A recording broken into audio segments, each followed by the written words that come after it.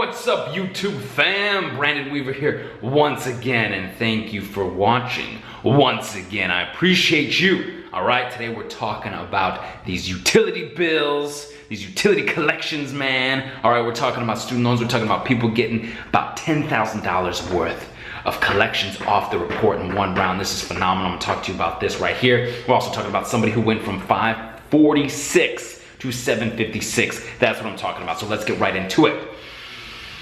My question is, I got this email. My question is, because it's an electricity bill collection, do they still have to prove the same signature or voice recording of sorts? All right?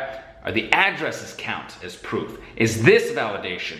And should I send the second dispute letter or not? I really appreciate all your help. My husband's credit went from 546 to 756 now. All right, I appreciate you. I appreciate you greatly for writing in and letting me know what's going on. Yes, yes. Put in the comments below, yes, they gotta have that signature or voice recording. Now, the reason they have to is because a lot of these apartments that you're gonna move into, okay? The apartment I moved into had electricity turned on, had water turned on, had power turned down, the gas was turned on, the internet was turned on. Nobody even had to come out to the internet, nobody had to do nothing. All they had to do is switch it over all into my name. Okay, so they switch everything over into my name. Now I'm the responsible party instead of the landlord or whomever was here first, right? Because when you leave, you gotta be telling them, hey, I'm turning it off, I'm moving, right? So it's gotta be in the right person. So if somebody just moves into an area and they turn stuff on, okay, or they put something in your name, they need to prove that it's yours. Now, you hear horror stories of people utilizing somebody else's stuff to put utilities in maybe, like, let's say, hypothetically, a family member's name, right? Somebody might do that, okay? I've heard of this story before. Now, I'm not saying that it's very common, but it happens. And this is why they have to make sure it's 100% validated, 100% verified, 100% per the Fair Credit Reporting Act. 100% per the Fair Debt Collection Practices Act, FACTA, Billing Act, right?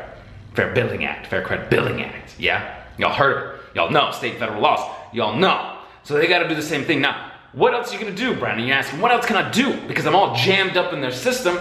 Even if I dispute with the credit bureaus what I'm about to do, you gotta ask them to see that instrument of indebtedness, that signature, that recording, something that proves it's to that's you. Right? So you can send them a similar letter of exercise, right? Exercise your equity, right? It's basically asking to see the original instrument of indebtedness, okay? That's really what you're asking. That would be the letter. I want to see the original instrument of indebtedness. And you send it right to them, okay? Now, if it's with the collection, you could send the 623 method in as well. It depends on what you need to accomplish, because sometimes you get jammed up in these systems and they won't let you turn your power on. They won't let you turn the electricity and the water and whatever it is, the internet and all that stuff. You want to get out of their in-house stuff. Sometimes you're not. Sometimes it's just third-party collector where you got to send the validation letter and you get out of their system. Okay? Most of the time, once it's gone and done and been disputed and off your reports, you're good to go, because a lot of times these electricity companies are looking for deposits, or gas companies or internet companies or cell phones or whatever utility you might be utilizing are looking into your credit reports to see if you're credit worthy, if you got to put down that deposit. Now, I've had some people now who have been very fortunate, who've been able to get apartments now without putting down deposits. Haven't had to, you know, the same thing with as big a deposit, same thing with the utilities, haven't had to put down deposits and things like that. So I'm very excited for you guys. I appreciate you greatly, and make sure to hit the subscribe button and the bell for notifications the next time I go live, so you can get your questions answered on the live stream right here. All right? Now, this individual was very fortunate, all right? This person right here got 2 collection accounts deleted, totaling about $10,000 in less than 30 days. This is amazing. All right, it says, hey Brandon, your credit repair advice is awesome. Thank you very much. I purchased the system with all the letter templates available, and so far I've gotten 2 collection accounts deleted, totaling up to $10,000 in less than 30 days. One account was an old repo, and the second account was an apartment with a broken lease, which sometimes pops up as an eviction, right? So this individual got the Beyond Committed package, was able to get this repo off, was able to get a broken lease off, which sometimes gets classified as an eviction. Now they're still fighting some medical collections, but hopefully that'll be deleted in round 2. Now, what's great about the medical collections is we have the collection validation letters we send right to the medical collectors, and they send back hospital codes, they send back medical records, medical procedures, anything of a medical nature that violates your HIPAA rights, you send the HIPAA dispute letter directly to the credit bureaus. So that's also why it may take a little bit longer, because they're shooking and jiving, playing games, and they're violating your rights, okay? And a lot of you guys know about HHS.gov, where you can file your HIPAA complaints, okay? Your health privacy complaints if they are not adhering to the laws. All right, this individual goes on to write about student loan debt and how they are looking for, as I said, I sent out my letter to Nelton to respond to their payment off amount, but no mention of the original instrument of indebtedness. Of course, they don't want to talk about it. They do not want to talk about it, all right? They followed up with a response saying that about 15, 20 days to research the info and they'd get back to me. Okay, this individual was receiving a call and they knew not to pick up. Don't talk to him, right? Don't need to. Just get all through the mail.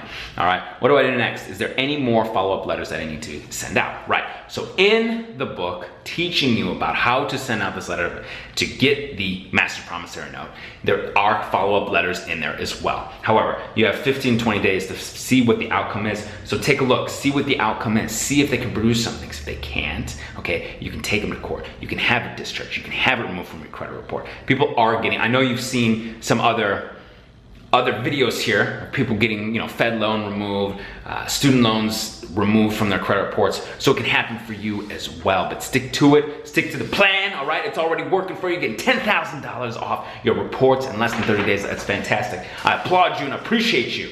Appreciate you greatly for writing in and letting us know about how things are going, all right? Now, got another nice email here. It's been fantastic. I was able to get a few of these emails string along together that people were able to come kind of send in all at once. So this is fantastic. Hey Brandon, first off I want to say thank you. All right, that was great, all cap and exclamation. I purchased your 6-on credit repair ebook and having excellent results for both my wife and in just about past 60 days. I would be happy to send proof of some of our deletion items. That'd be great. And I believe I emailed you as well to say, yeah, please, we'd love to see it here, right? My wife had 16 out of 20 items deleted in the first letter. This is fantastic. I really appreciate you. Now, he goes on to write that they've gotten a few more items deleted as well. They're saying that something is still pending on the reports as an investigation. Projected completion date, June 23rd. Does that just mean that it's being investigation, that it's still just being investigated by Experian? Okay, I want to let you guys know because sometimes you don't see this on there. I've seen it before, but things will come back.